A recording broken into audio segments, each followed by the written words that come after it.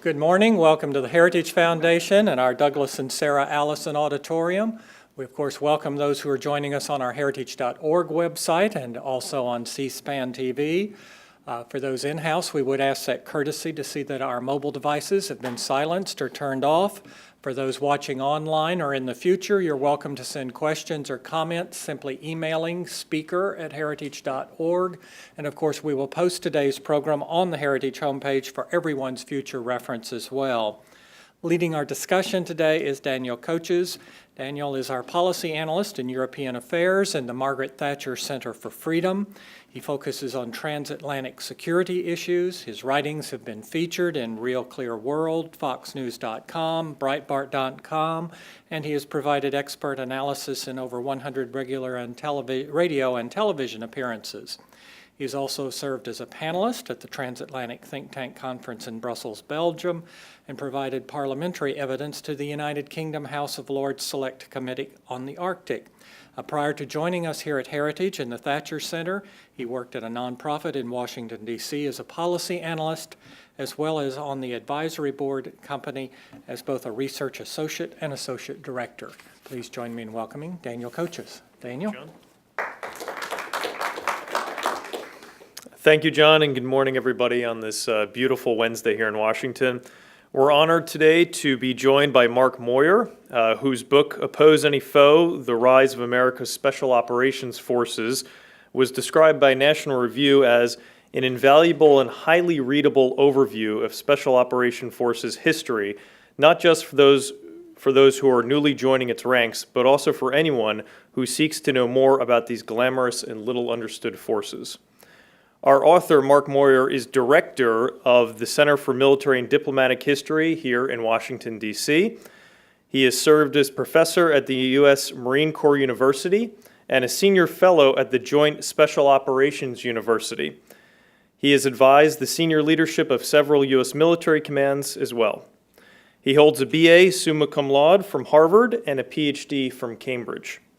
In addition to the book that we're talking about today, he has also written a number of other works, including Aid for Elites, Building Partner Nations and Ending Poverty Through Human Capital, that I actually believe that I read in grad school, Strategic Failure, How President Obama's Drone Warfare, Defense Cuts, and Military Amateurism Have Imperiled America, A Question of Command, Counterinsurgency from the Civil War to Iraq, Triumph Forsaken, the Vietnam War, 1954 to 1965, and Phoenix and the Birds of Prey, Counterinsurgency and Counterterrorism in Vietnam.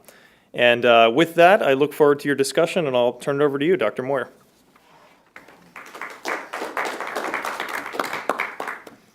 Great. Thank you very much, Daniel, for that kind introduction. Thanks, John, for inviting me here. It's great to be back at the Heritage Foundation. I'm going to talk about the book a little bit. I can't cover the whole thing in this presentation, but I'm going to hit on some of the highlights, and we'll have some time for question and answer at the end. Just to provide a little bit of background, the reason I wrote this book was that while I was at the Joint Special Operations University, we started a course on the history of special operations and discovered that there was not a single volume that we could really look to give you the history from the origins in World War II all the way up through the present. And most of what I think special operations forces understand about their history is episodic. There's certain bits and pieces, but there hadn't been something to pull it all together. And as I was writing this too, special operations had become a huge part of our overseas engagement. And there's not, I think, enough understanding among the policy world about what actually they do. I'm going to start off by just with a little bit of intro. Even in the policy world, there's not too many people who, I think, understand what the different parts of special operations forces are, so I just want to talk about that for a minute. So at the top there, you have Special Operations Command, or U.S. SOCOM, and that is the umbrella organization for Special Operations Forces. It's located in Tampa, and I'll talk about how that came into existence. Below it are the component commands within the Special Operations world, and all of the services have them, you'll see up there. And then there's also JSOC, the second from the right there, Joint Special Operations Command, which is comprised of operators from multiple services, and again, we'll get into how that is important, how it came into being. And there's also a lot of confusion about what Special Operations Forces themselves are, and a lot of this has to do with the fact that they sound like Special Forces. Special Forces are part of the Army, so they fall into USASOC, that bucket on the left. Special Operations Forces is the umbrella term for everything. So if you can remember one thing from this talk, remember that Special Operations Forces are not the same thing as Special Forces. So I'm going to start off talking about World War II, because World War II provides the impetus for the first Special Operations Forces, and it also paves the way for future forces, because most of what we see today can trace its roots back to some degree to World War II. So special operations get going first on the UK side with Winston Churchill. After the fall of France, the British are faced with another war against Germany, and Churchill, like a lot of Brits, does not want to fight another World War I style war where a whole generation of young men are decimated. So he tries to come up with some ways to get around this. And one thing he does is try to get the Russians to do a lot of fighting, which ends up working out pretty well. But then he has this strategy of raiding Germany on the periphery with this new organization called the Commandos, and they're sort of lightly equipped. And part of that is because they left most of their equipment behind in Dunkirk when they took off. And so this is a way to kind of be doing something without getting involved in this huge slugfest on the continent. So once the U.S. comes in, the Roosevelt administration decides it wants to try to get more involved with the U.K., and one of the first opportunities that comes along is to work with these commandos, and an organization called the Army Rangers is set up under William Orlando Darby. And so they start working with the commandos, they're training with the commandos, and one of the first missions that some of the Rangers go on is the raid at Dieppe on the French coast, which turns out to be a complete disaster. The Germans wipe out most of the landing force, and as a result of this disaster, the Allies move away from this idea of raiding on the coast, because A, it's not working that well, and B, you're not really doing much to hurt the Axis powers by doing this. So by the time the Rangers are really getting up to speed, they're going to take part in the big campaigns of the war, first in North Africa, and subsequently Italy and France. Give you a little bit from Italy. So in Italy, they take part in the major landings at Sicily and then Salerno and Anzio. Initially, some of their special training comes in handy with the amphibious landings, but once they get ashore, they end up fighting primarily as conventional infantry. There's not a lot of opportunities to sneak around the Germans as there had been with some of the less capable Italian and French forces they dealt with in North Africa. When they get to Anzio, they are part of an early attempt to move inland, which leads to the Battle of Cisterna on January 30th of 1944, where two of the Ranger battalions are sent to take this town, and they run unexpectedly into a German division, which completely wipes them out. There's, out of 767 troops, only 6 of them escape from that disaster. And so this shows pretty clearly that the Rangers are not really capable of fighting this conventional war based on their equipment, and so we will see them mostly get phased out over time. Now, in the Marine Corps side, we have the formation of the Marine Corps Raiders in January of 1942, and here President Roosevelt is directly involved, and he forms these raiders based on the advice of his son, James, who's a junior Marine officer, who is enamored of this guy, Evans Carlson, who's shown in the other picture with Mao Zedong. And he has these sort of romanticized view of commandos and guerrillas running around causing problems for the Japanese. And the Marine Corps Commandant, when he hears of this, thinks it's a crazy idea and says there's no way we should do this. But the president takes the advice of his son, and so the Marine Raider battalions are formed.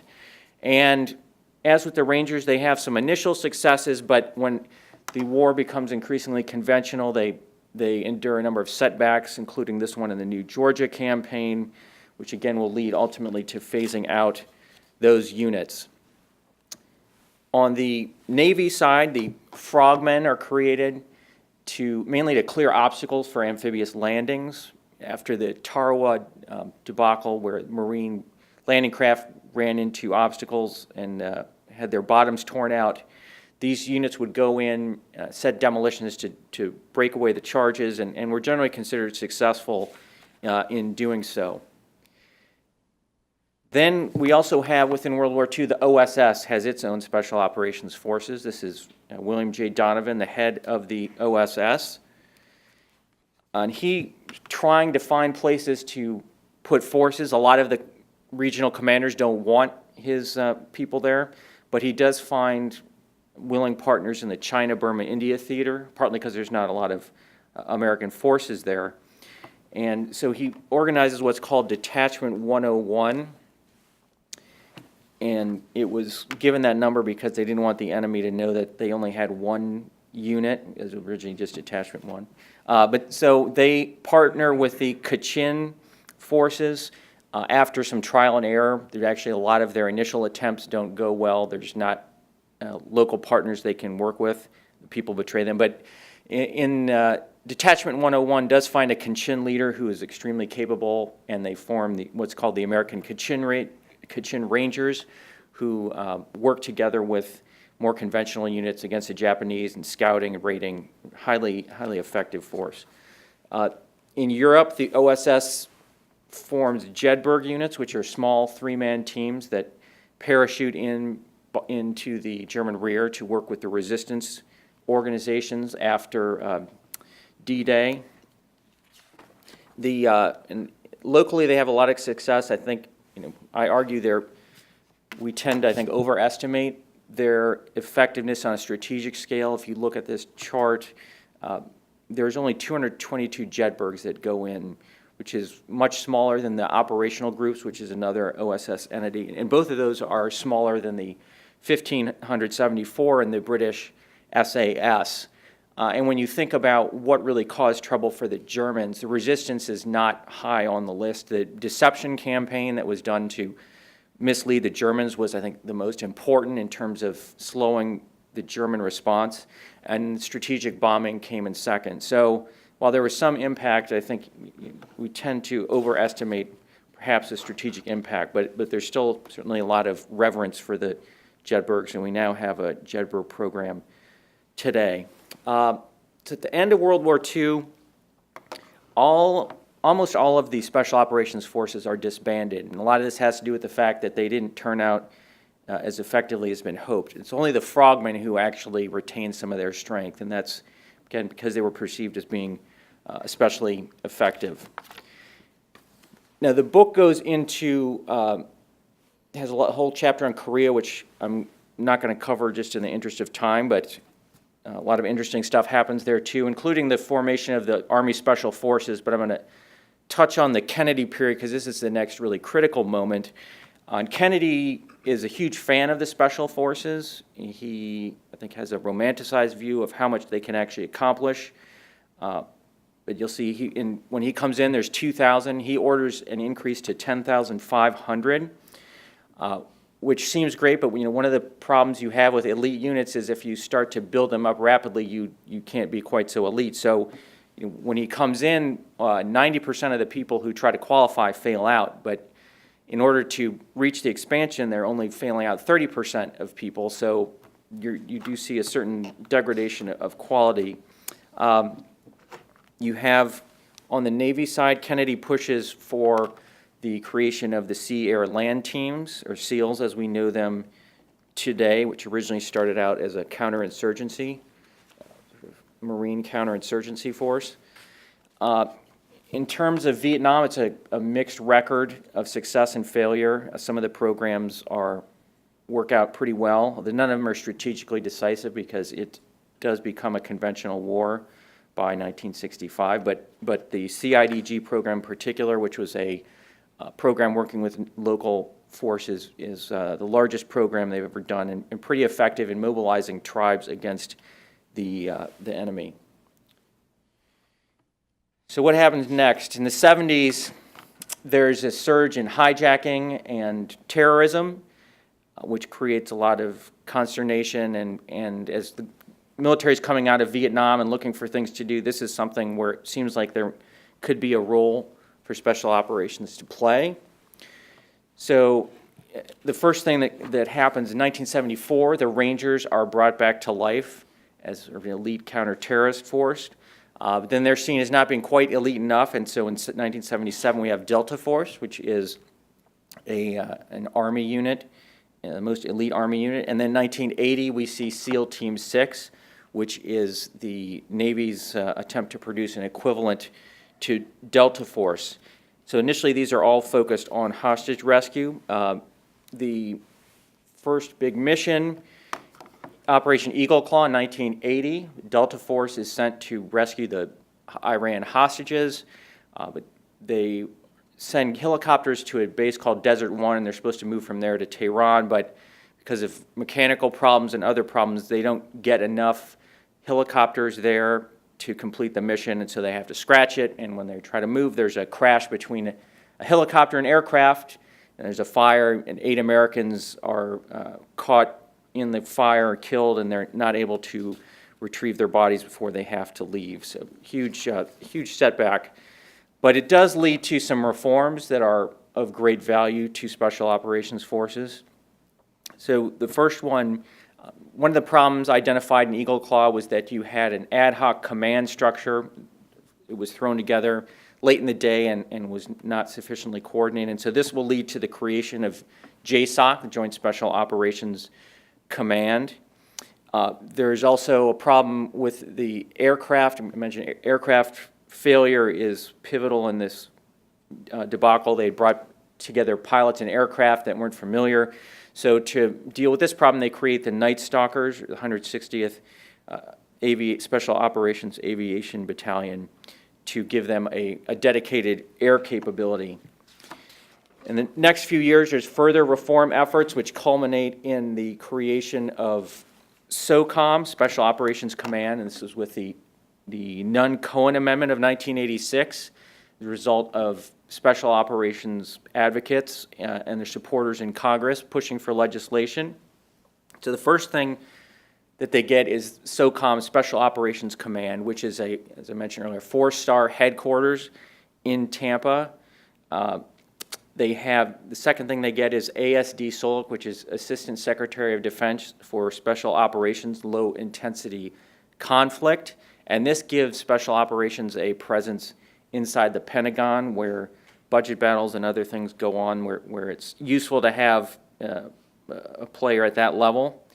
A third thing they get is MFP 11, Major Force Program 11, which is a separate funding line because special operators had felt that they were not getting their share of resources.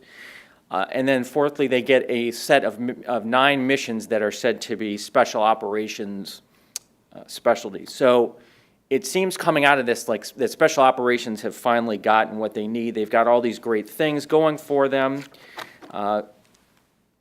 But it turns out it's not quite as rosy as one might hope. As soon as I can click this. By the way, the guy on the right in that picture is not Clark Griswold. He kind of has the Clark Griswold haircut, but that is actually Senator Nunn. Oh, here we go. We went too far. So, okay, so we get to Desert Storm, 1990. General Schwarzkopf is on the left. He's the commander of Central Command, which is one of the regional combatant commands. On the right, you have General Carl Steiner, who is the commander of SOCOM. And one of the things Nunn-Cohen did not do was give SOCOM actual authority over the forces that are deployed. So that authority still resides with the regional commander, in this case, General Schwarzkopf. So it's up to SOCOM to make the case to Schwarzkopf that these forces are actually valuable. And so Steiner goes to Schwarzkopf and pleads with him to give his forces the opportunity to take part in the operation. But Schwarzkopf, not known for particularly liking special operations forces, ends up not giving them many important missions, and so the SOCOM guys feel kind of like this at the end. They're kind of stuck on the bench, with support units, not getting to do a lot of the cool stuff they were hoping to do.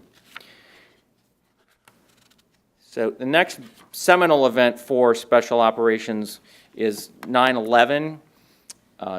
Important for all Americans, but perhaps for no one more important than for America's Special Operations Forces. We have, shortly after the attacks, President Bush is trying to figure out a way to get back at the Taliban. So he sends in the CIA and Army Special Forces to work with the Northern Alliance, a rebel group fighting against the Taliban. This pictures some of the Special Forces who go in on horseback and ride around with the Northern Alliance people. And the Americans actually are not at all prepared for Afghanistan. They have the special operators assigned to this mission are all fluent in Arabic and French because they thought they were going to be doing Middle East missions. But they do have one skill that turns out to be really crucial, and that's the ability to guide precision munitions. So they help the Northern Alliance quickly overcome the Taliban resistance, defeat the Taliban, throw them out, chase Al-Qaeda out. And this is seen, I think rightly, as the single most strategically important role that Special Operations Forces have played. And not too long thereafter, we got another regime we want to take down in Iraq. And there's initially some talk that we're going to use something similar to Afghanistan, a very soft, heavy force of elite units moving around, blowing things up with laser precision-guided missiles.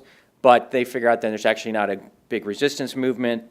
Saddam Hussein has a lot more forces. So it is a largely conventional offensive, and it comes mainly from the southeast, from Kuwait. But SOF does play a significant role in diversionary operations. In the west, they set up a tank unit that is designed to make it look like there's a lot more tanks coming.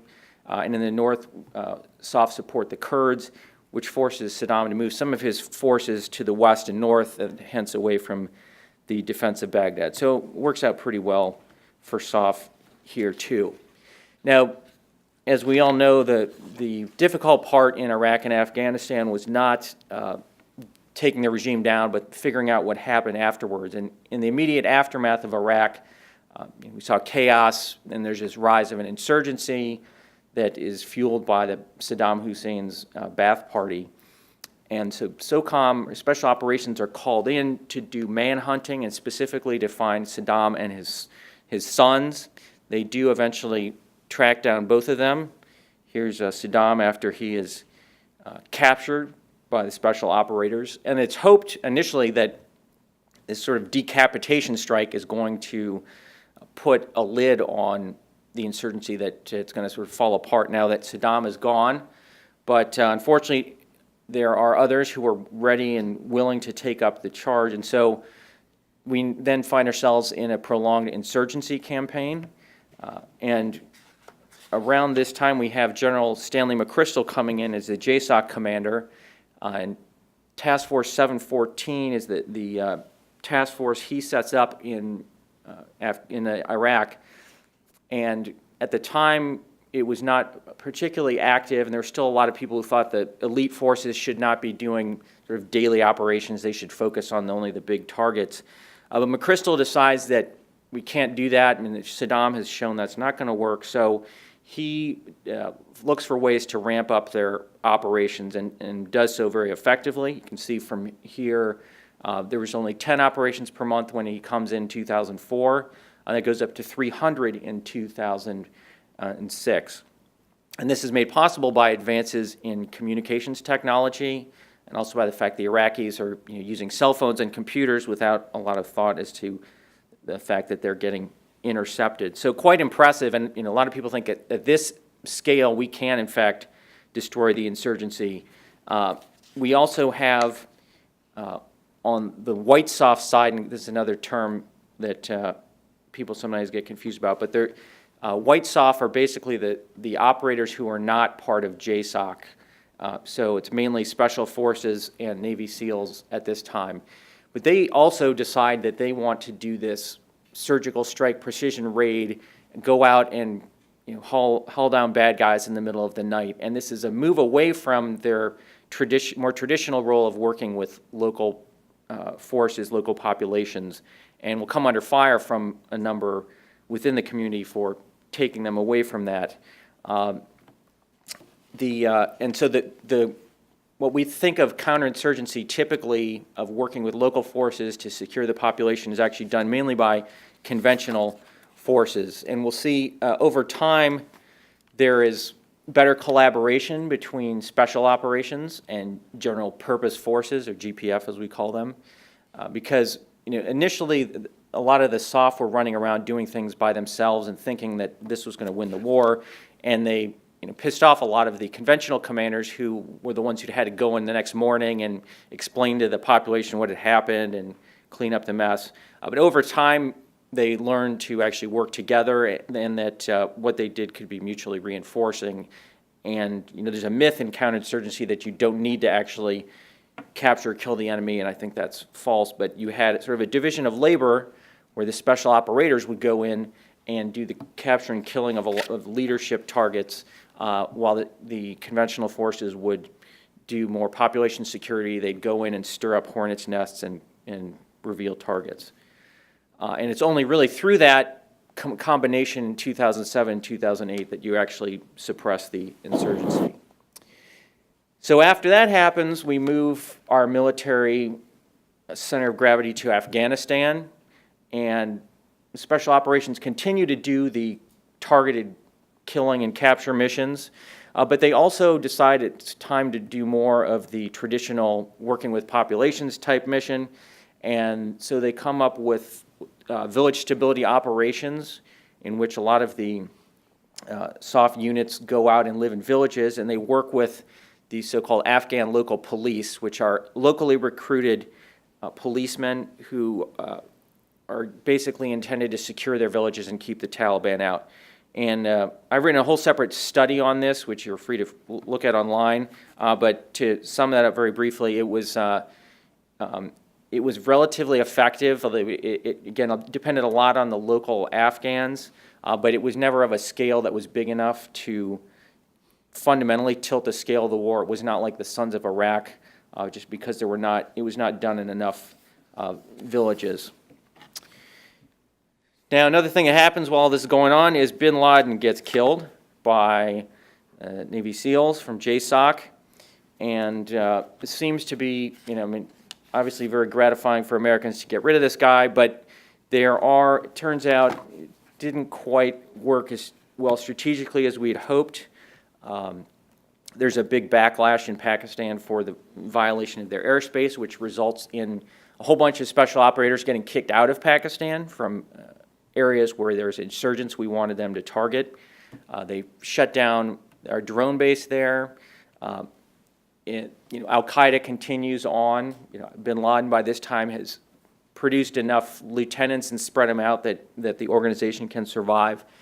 And it also promotes for a time, the administration sort of touts the positive aspects, and it creates this idea that we can sort of win strategically with these raids. We don't need the big counterinsurgency missions or other type of things. And so this then leads to what is known as the light footprint strategy, where we pull out our conventional forces in Iraq and Afghanistan, and I argue in both cases the results were catastrophic. In Iraq we saw the rise of ISIS results. In Afghanistan we saw the loss of large amounts of territory that we had previously helped take. In Libya, our unwillingness to commit forces there leads to Benghazi and civil war and lots of other things. And in Yemen, our emphasis on surgical strike results in the Houthi taking over and then wiping out our whole intelligence and special operations apparatus there.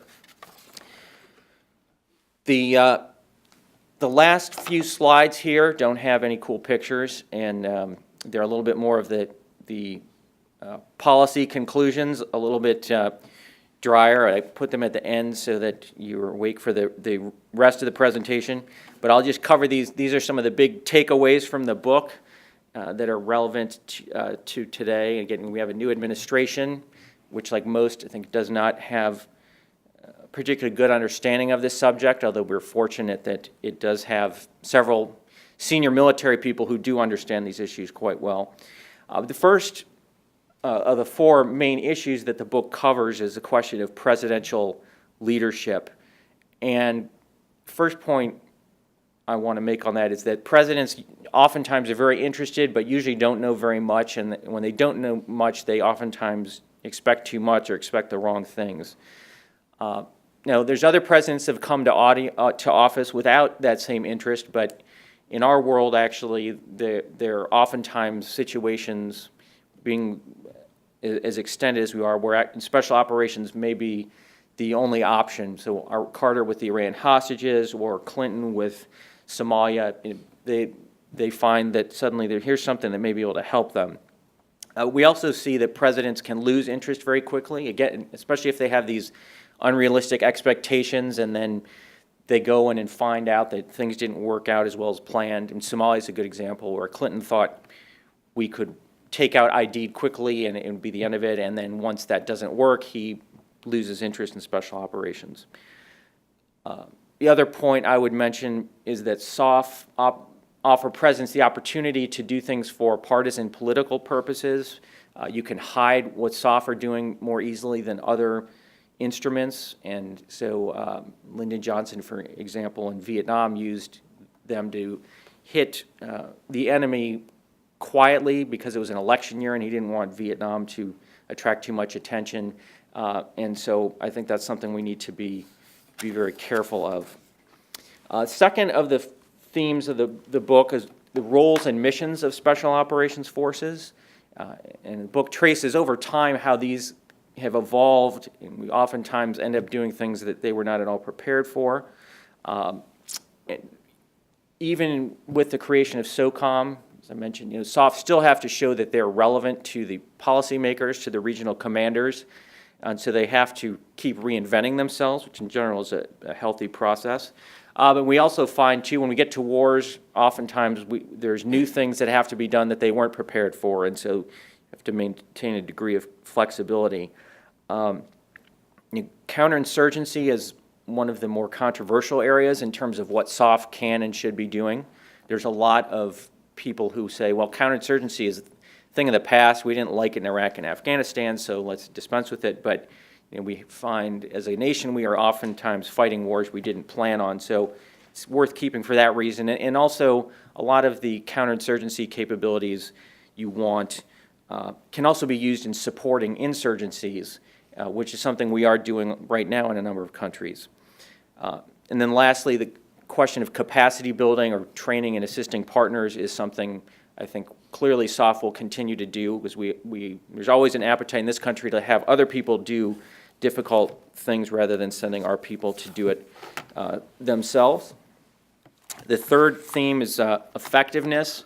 A lot of controversy about how effective SOF have been, especially when you get to the strategic level where it's less clear than at the tactical level. It's pretty easy to tell whether you captured a target or destroyed a building or whatever. But when you get to strategy, there's a lot more leeway for subjective interpretation.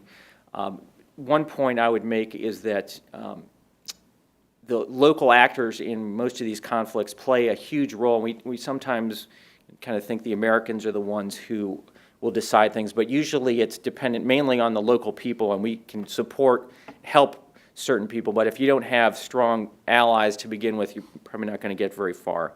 And you also, when you think about effectiveness, have to think about what are the costs to your conventional forces when you move resources to the special operations forces.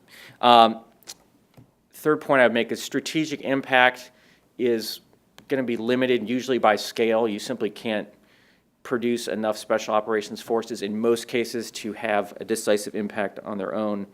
And this is worth remembering because we keep seeing this. There's a tendency to think that special operations can be strategically effective, and when we think that, we usually try to reach too far.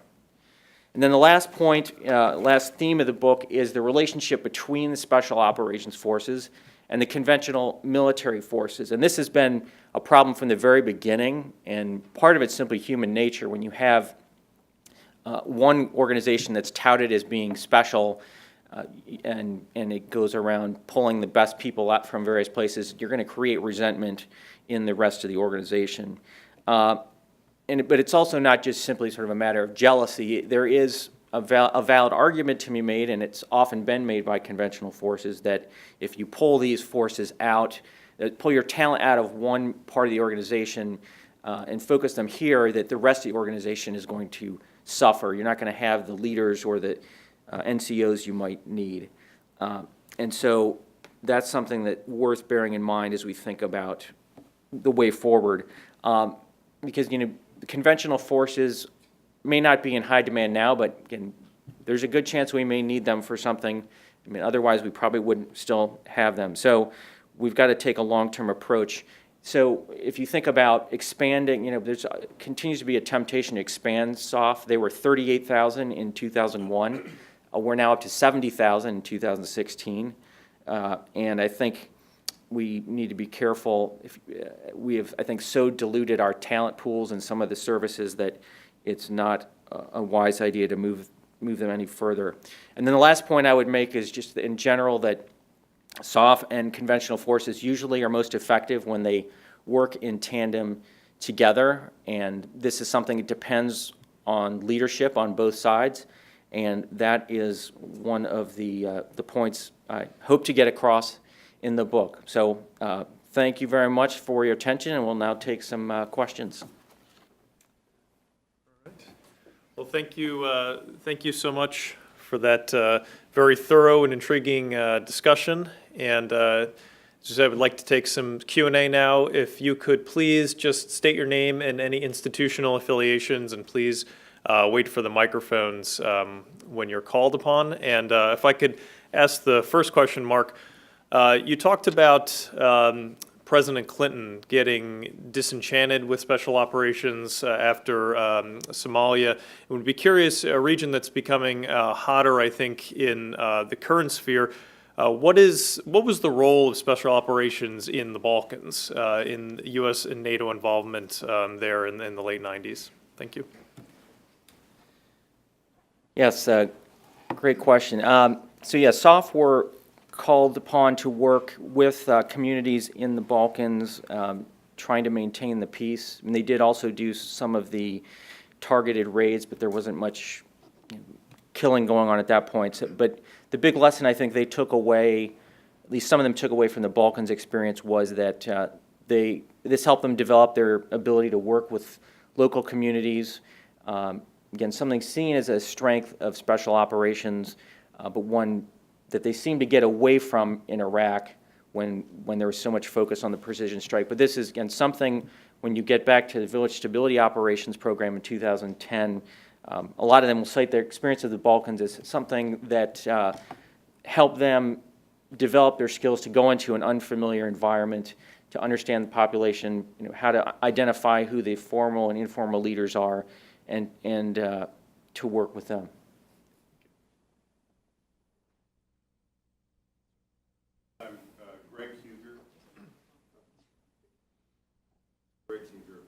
Formerly of USAID, 5 years on the Afghan-Pakistan border, Iraq, Congo, etc.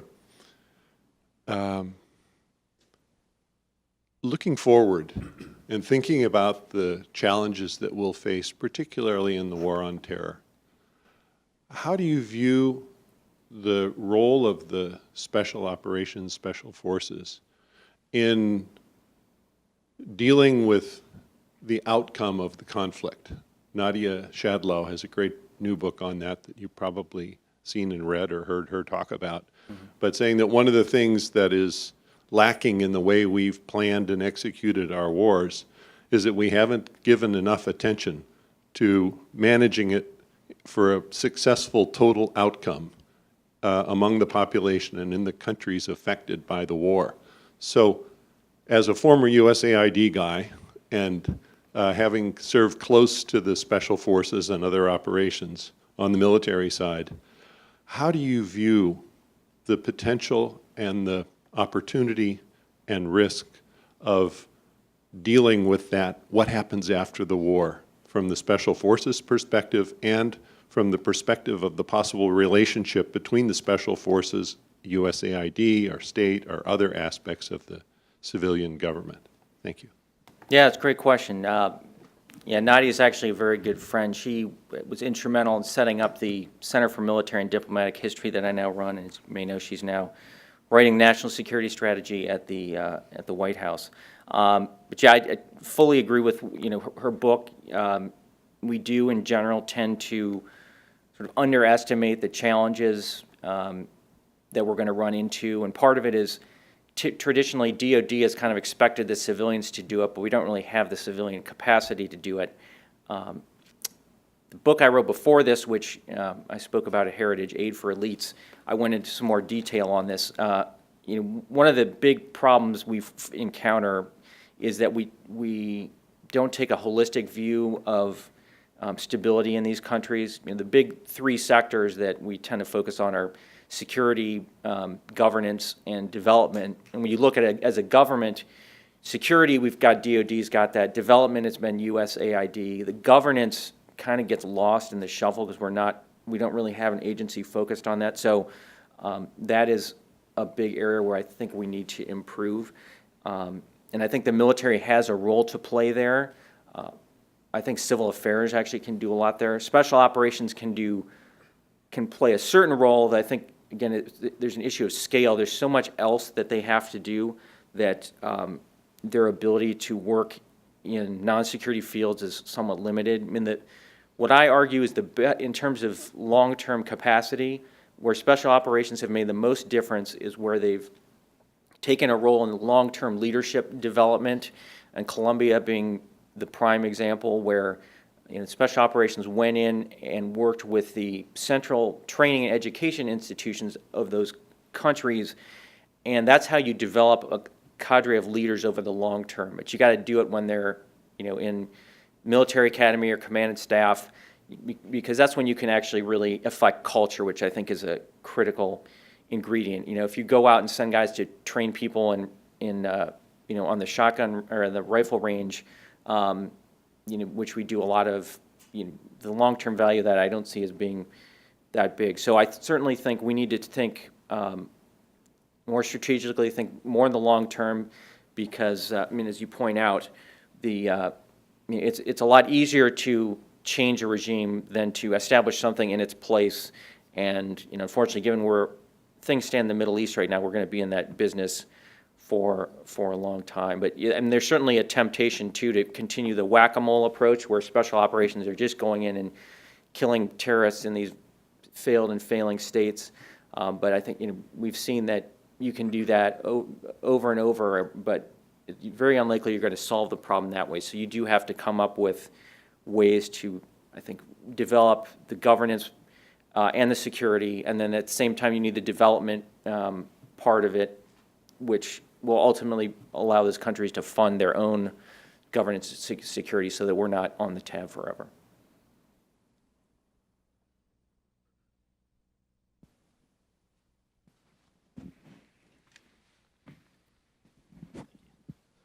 Dan Roper, Association of the United States Army. Could you comment a little bit more, Mark, on the integration of SOF and GPF, general purpose forces, so they can achieve that lasting stability? Because everywhere we look, kind of taking the whack-a-mole extension, we focus on a problem, we fix it and everything's perfect, then we leave it and the problem comes back because the roots and underlying causes haven't been addressed. Mm-hmm. So from the political level to the military level and the integration of diplomacy, defense, and development, we don't have our eye focused on that long ball, and the integration and balance between what the specialist guys, the things that only SOF can do or can do better, and what the conventional forces are. That line seems to be blurred, and there's recognition that there's something wrong, but I don't see anybody actually acting to fix that or to raise that issue. So anything you could say on that would be appreciated.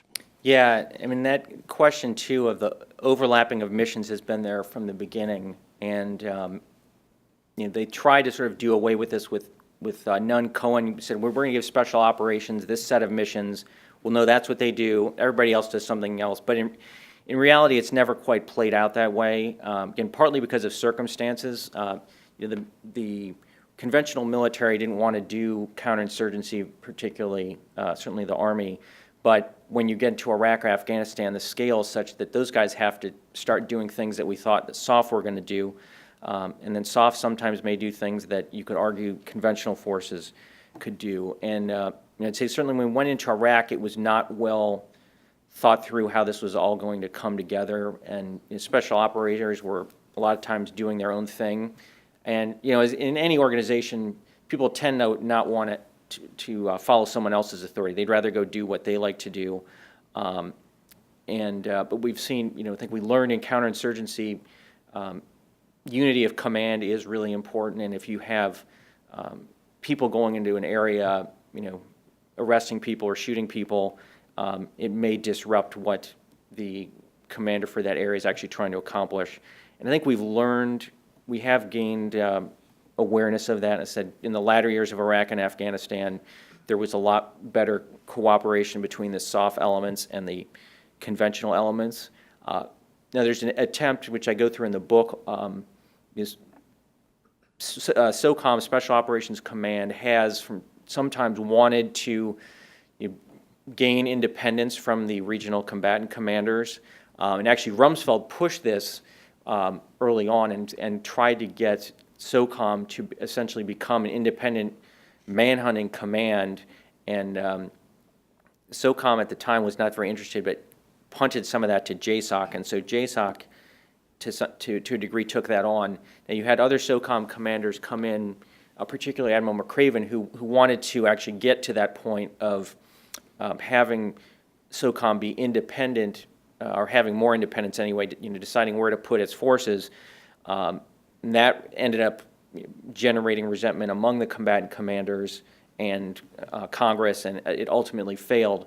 But you do have, there's an enduring problem there. You could certainly argue that there's value to having forces that transcend all the regional commands, which is the argument McCraven's making, that these guys, the Al-Qaeda crosses combatant commander boundaries, and we've heard talk about possibly change to Goldwater Nichols, where we're actually not going to have the regional commands. But I think we're in that part for now. I think the regional command in general makes sense in terms of maintaining that unity of command.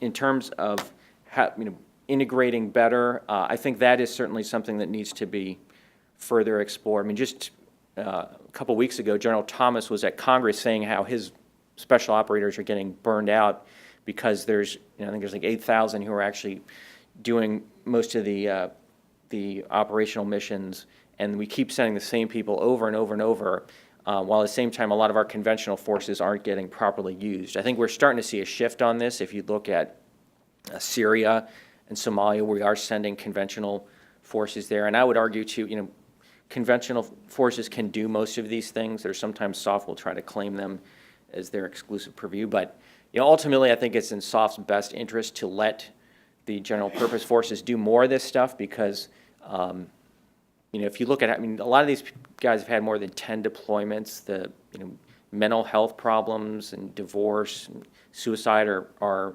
increasing, and as General Thomas said, it's really not sustainable. So I think this administration, hopefully will figure out a better way to spread some of the burdens of these low-intensity wars across the broader military. If I might double dip. Sure. You commented briefly on the village stability operations in Afghan local police. As I recall, you said that was viewed as something that was rather successful, but couldn't take it to scale. My experience was that really bled nicely into the Office of Transition Initiatives and the regular AID programs, looking at the whole territory you were trying to impact. Mm-hmm. What likelihood do you think there is that those models of VSO and ALP would be viewed as important tools and be expanded because of that? Yeah, it's a great question. Well, we've just had a new USAID administrator nominated, Mark Green, which I think is a very exciting development, and I think he, in particular, recognizes the value of programs like this that they do cross the security development governance nexus. So I think my sense is he'll be quite interested. I think there's in general a perception among this administration that we've tried too much to treat development in isolation, and that we need to tie it more closely to our broader objectives, to our national interests. I think certainly within the special operations community there is quite a bit of interest in the general concept of village stability operations and Afghan local police. At the same time, there's also this pressure to keep doing the surgical strike type operations. I think it's going to depend, depend a lot on sort of high-level leadership from the administration, how much they want to do of this. There are some countervailing forces right now that are arguing against anything that sounds like nation building. I tend to, my own view is we are already enmeshed in nation building in lots of places, and we're going to be doing it to some extent. We can do it more smartly, though, I think, in certain respects. Then the other thing you have to keep in mind is, so I was doing work with SOCOM sort of in the aftermath of VSO and ALP, and there were a lot within special operations who wanted to take that model to other countries, but they ran into a lot of trouble first from the State Department, which didn't necessarily like bringing a lot of military people into some of these areas. And I think some of that was undue suspicion of the military. There's, I think, within, at least under the last administration, there's a lot of people who believe that the military can worsen problems of governance and security, and which I think is actually not at all the case. I think, many countries, the military has been at the forefront of improvements. I mean, Colombia and El Salvador are good examples of that. I mean, Afghanistan, the Afghan army was the best institution they had. But you had that, and then you also had some, local governments simply don't want to let you in to do that. I think, again, we're also getting our State Department set up at the moment, so I'm guessing they'll be more receptive to expanding in areas of this type going forward. Perhaps a final question, if I could ask a final question.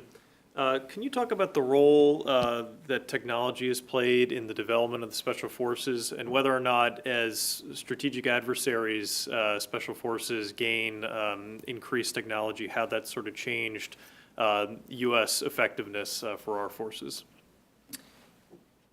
Yeah, so technology was, I'd say critical in the first decade of this century. First with the precision munitions that really enabled the special forces to defeat the Taliban in a way that few people thought possible. A very small number of our troops, just with this precision munitions capability, allowed the Northern Alliance to take areas that for years they'd been unable to make any headway on. Then it's also critical when you get to Iraq and Afghanistan counterinsurgency, where you would never have been able to do these massive industrial scale raids under earlier technologies. Vietnam, we tried to do things like this, but the reality was you just couldn't get information quickly enough to get people to where they needed to be. By the time you actually got there, the enemy would be gone. So when you suddenly have cell phones and laptop computers proliferating in Iraq, people are all using those, and we then have the capability to use that to find people. And so things could have been very different in Iraq without that. Now, I think more recently it seems like, we certainly exploited that to some extent in places like Syria, but our enemies do seem to be catching on, and they've become more careful in using encryption, other means to hide what they're doing. We used to have a monopoly on drones, and now some of our enemies are using drones against us. Some of our adversaries are getting better in cyber warfare too. So I think our edge has eroded. I think in terms of what special operations forces do, it's hard to say too, because we don't know what the next conflict holds. If you're talking about a conventional war, we could easily, I think, see war with North Korea or Iran or possibly even China. And in those wars, you're going to have different sorts of technologies that we probably didn't anticipate. I think, in the brush fire wars of the Middle East, we'll probably maintain an edge, but it seems like we're not going to necessarily solve any of these problems through our technological superiority. Well, thank you, Dr. Moyer, for coming to the discussion today and for leading us. And thank you to the audience for coming to the Heritage Foundation. A reminder that this program will be posted on our webpage within 24 hours. There are also copies available of Dr. Moyer's book in the lobby, and I'm sure that he would be happy to sign those for anyone who would like to after the program. So if you can please join me in a round of applause for Dr. Moyer and for his discussion.